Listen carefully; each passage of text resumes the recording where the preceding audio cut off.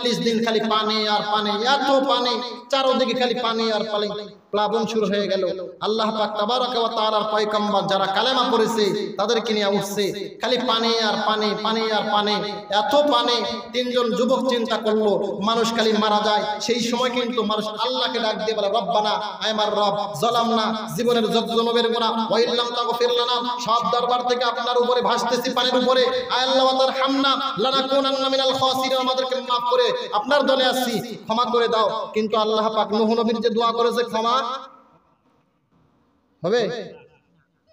হবে নাকি? যেহেতু পয়গম্বর নূহর দোয়া আল্লাহ কবুল করে নিয়েছেন, ক্ষমা হবে না।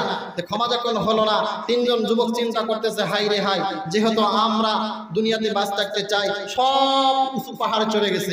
কোথায় গেছে? উঁচা পাহাড়ে। ওরা মরবে না, এরা কি হবে? এখনকার যত ফিতনা ফাসাদ লাগে সব যুবকরা নাকি?